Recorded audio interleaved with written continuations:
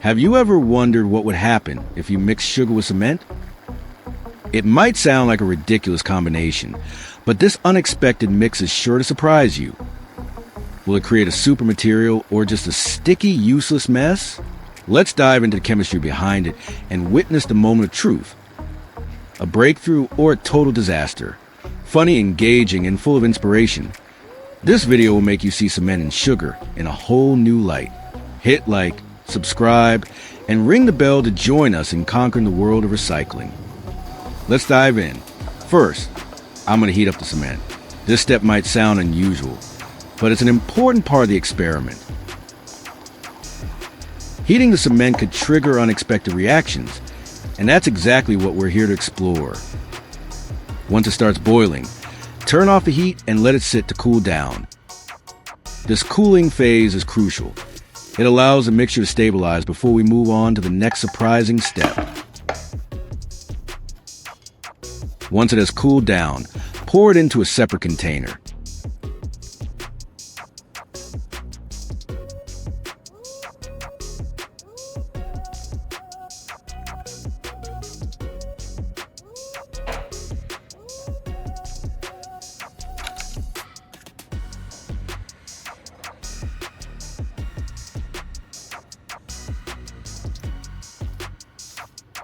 Next, I'm going to heat up the sugar.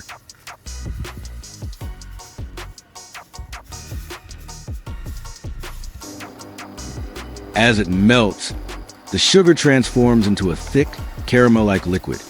And this is where things start to get interesting. It's how we get that golden brown topping on creme brulee, or the rich base of many sauces and candies. From adding sweetness to creating texture and color, melted sugar plays a crucial role in elevating both the taste and appearance of countless recipes. As the sugar heats up, it begins to melt and caramelize, changing color, thickening, and releasing that distinct sweet aroma.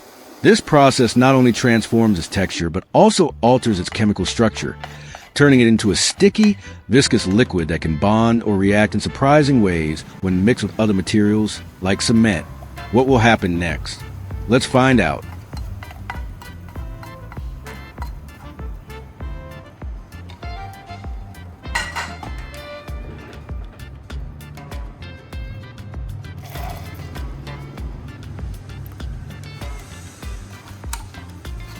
Now, I'm going to stir the mixture thoroughly.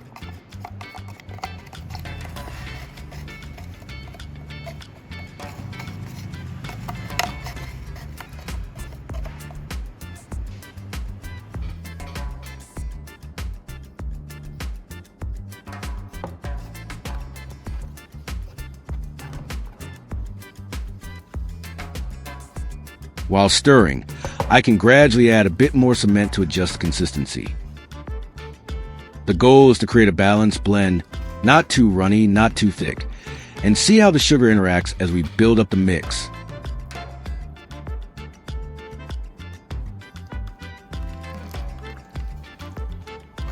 This step is crucial to observe how well the components bond together.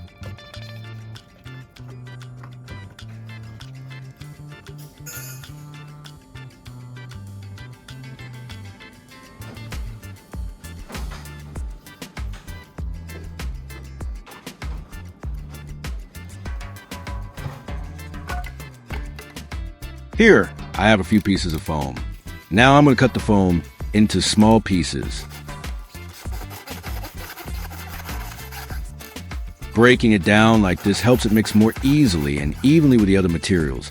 And it also gives us a better look at how each piece reacts during the process.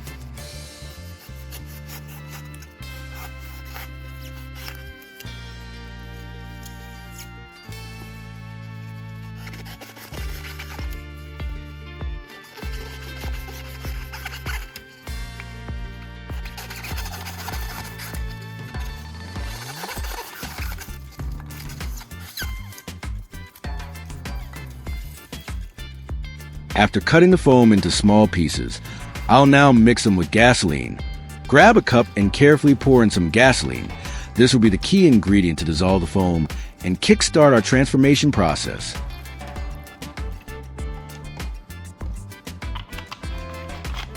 Now, watch closely as I dip the pieces of foam into the gasoline. Almost instantly, the foam begins to melt and collapse, turning into a thick, sticky substance.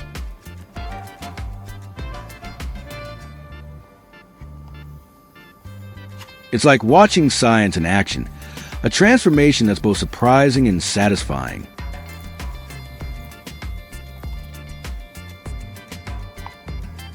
When foam meets gasoline, something amazing happens.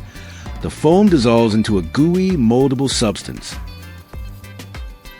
This sticky mixture can be shaped, molded, and even used like a lightweight adhesive or waterproof filler. It's a clever way to repurpose waste into something practical and surprisingly versatile.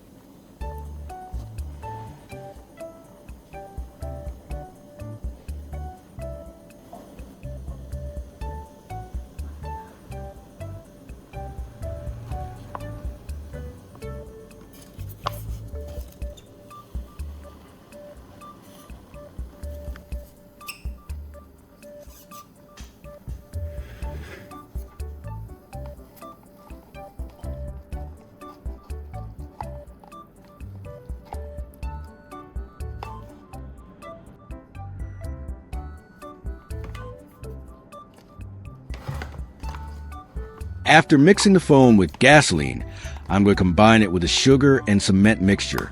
This is where things get really interesting. We're bringing together all three elements.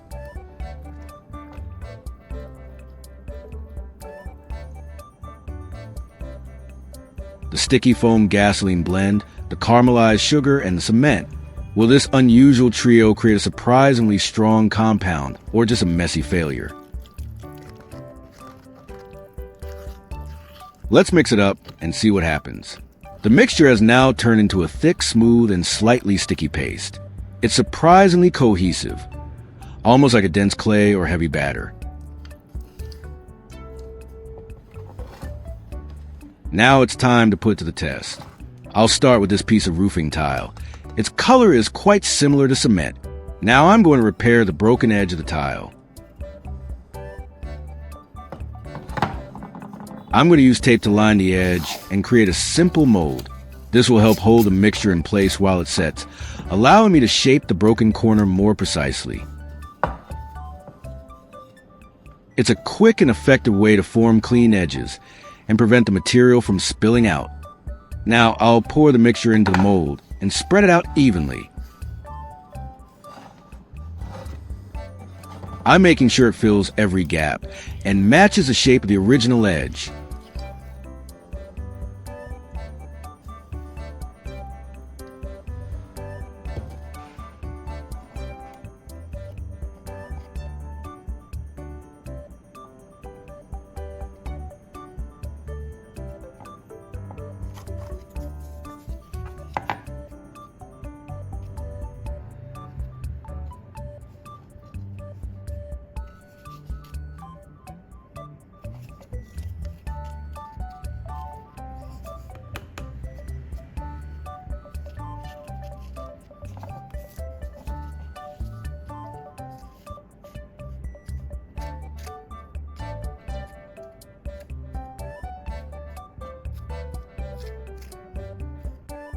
I'll leave it here now and let it dry.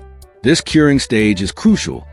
It will show us whether the mixture hardens properly and bonds well with the tile. Once it's fully dry, we'll check the strength and durability of the repair. Let's wait and see.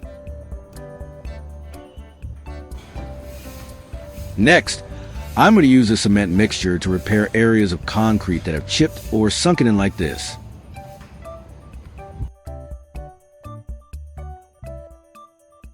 I'll fill in the damaged section, smooth it out, and try to restore the original surface. This will test how well the mixture adheres to real concrete and whether it can handle structural patching. Let's get to work.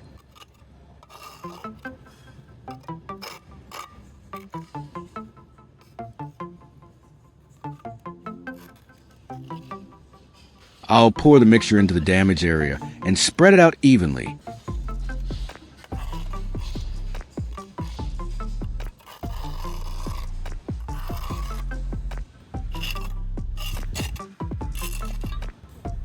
The goal is to fill every gap and level the surface so it's smooth and clean, just like new. A well-spread layer not only looks better, but also helps the patch blend seamlessly with the surrounding concrete. These are small DIY projects, so the repairs are meant for minor damage only. While this mixture works well for patching up chips, cracks, or small broken sections, it's not designed for large-scale construction or heavy structural fixes. But for quick, budget-friendly repairs at home, it gets the job done impressively. The texture of the mixture is remarkably smooth and fine. It spreads easily across surfaces, filling in gaps without leaving clumps or rough edges.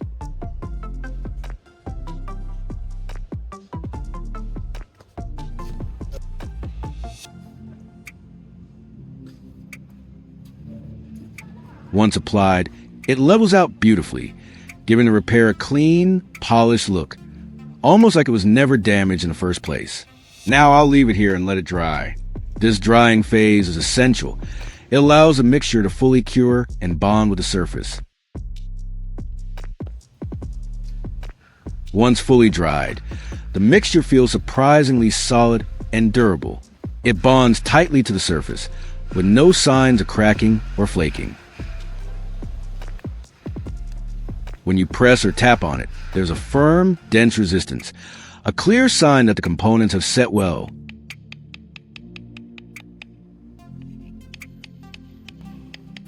For a DIY repair, it holds up impressively strong.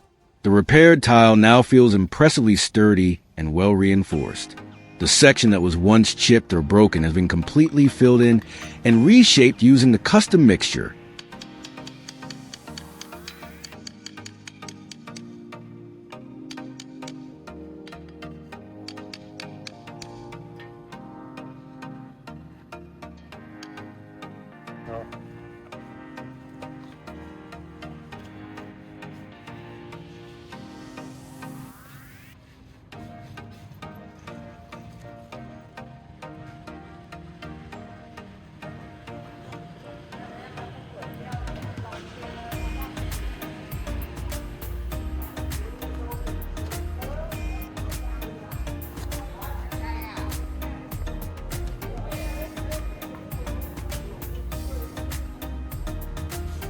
After drying and curing, the bond between the original tile and the new material is tight and seamless.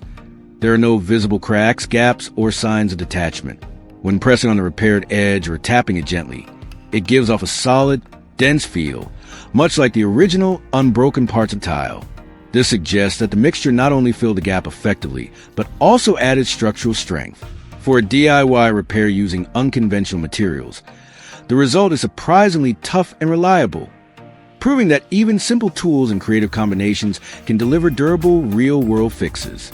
This DIY experiment proves that even unusual materials like foam, sugar, gasoline, and cement can come together to create a surprisingly strong and effective repair mix.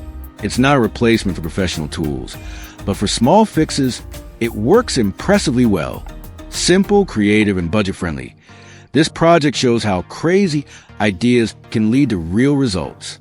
Don't forget to like, subscribe, and turn on the bell for more fun experiments. See you in the next video.